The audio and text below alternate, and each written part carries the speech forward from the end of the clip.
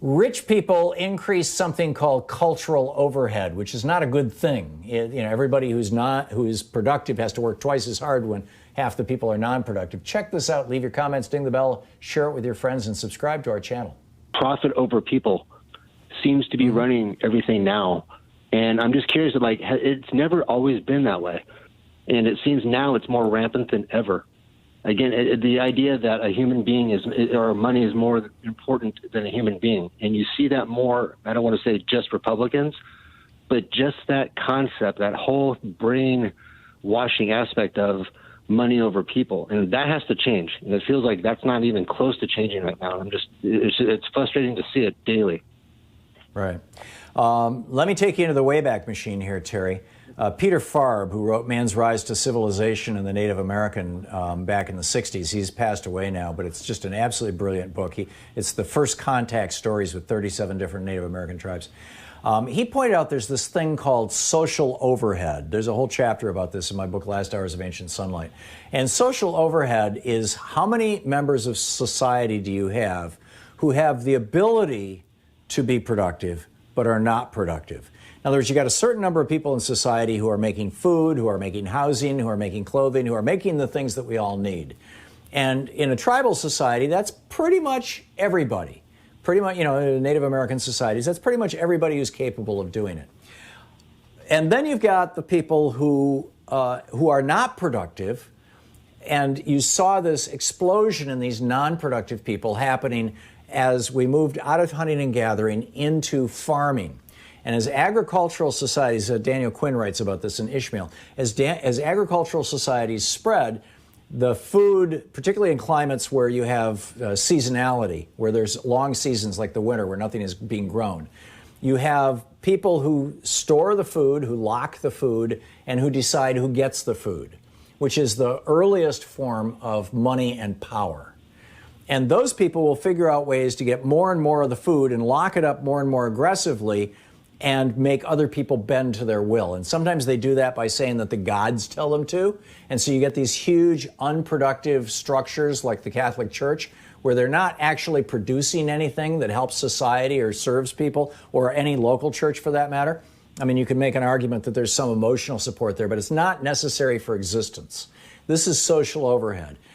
Government, arguably, is social overhead. These people are not producing anything. But the biggest form of social overhead that we now have in the United States, in my opinion, is multi-generational hereditary wealth. These people like the Koch brothers, who inherited millions and millions of dollars from their father. Donald Trump inherited millions of dollars from his father. And they build these business empires, but they themselves are not doing anything productive. All of the money that they make is because at the very bottom of that pyramid, people are working.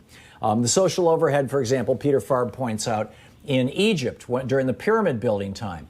They were just burning through human beings to build those pyramids.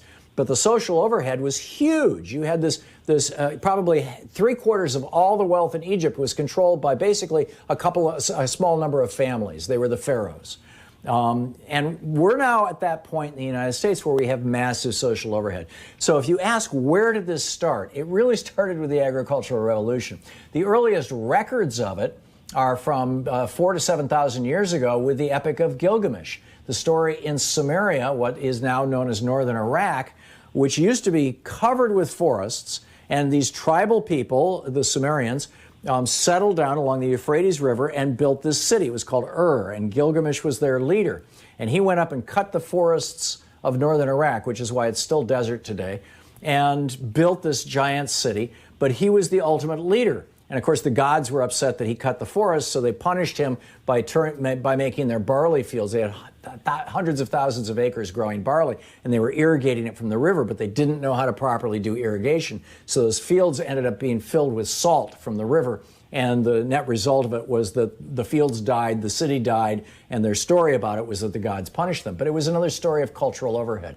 So, that's where the profit over people started, was the people who had locked up the food, and in our case, the people who have locked up the money, which represents access to food.